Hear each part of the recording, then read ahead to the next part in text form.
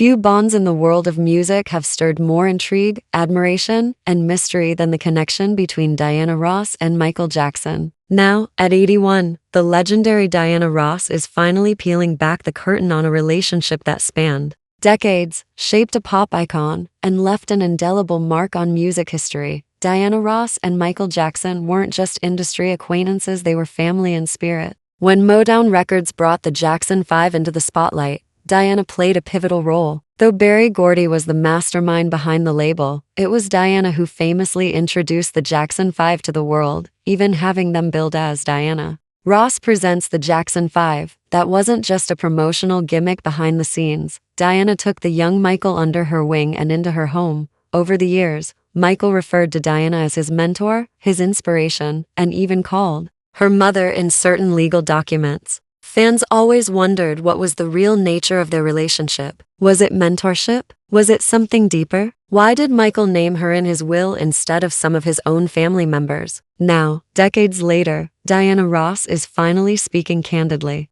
In a recent heartfelt interview, she reflected not just on their professional history, but on the personal bond that grew between them. Michael was like a son to me, she began. But he was also a peer. In some ways his genius was beyond his years. From the first moment I saw him perform, I knew he had something the world had never seen before. Diana admitted that their connection was intense and sometimes complicated. Fame, at a young age, had taken a toll on Michael, and while she tried to guide him, even she wasn't always prepared for the storm that surrounded him. There were times when I felt helpless, Diana revealed. He was going through so much, and the world was watching every step. I could only offer him love and support, but he was dealing with pressures most people can't imagine. One of the most surprising things Diana shared was how often they talked during his most turbulent years. While tabloids ran wild with scandal and speculation, Diana and Michael kept in touch privately. He would call me late at night, sometimes just to talk, sometimes to cry. He never lost that little boy inside of him. He never stopped needing someone to tell him he was okay.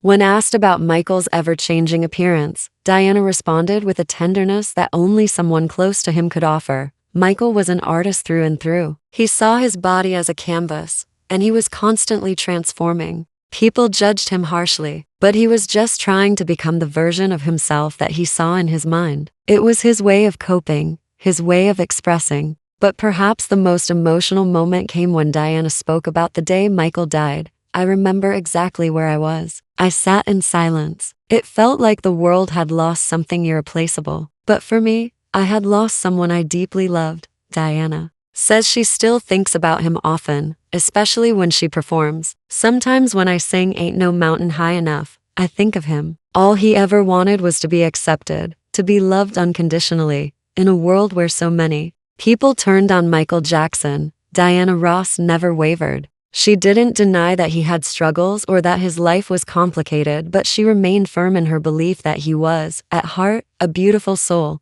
I don't think people fully understood Michael. He was more sensitive than anyone knew, more fragile, but also stronger than we give him credit for. To create what he did, despite all that pain, that strength. As Diana Ross enters the twilight of her career, her words about Michael feel like a final tribute to the boy she helped raise and the man the world watched soar. Their relationship was never about headlines or public appearances. It was about a shared love for music, a shared understanding of fame, and a bond that even death couldn't break. And now, finally, the world knows the truth from Diana herself.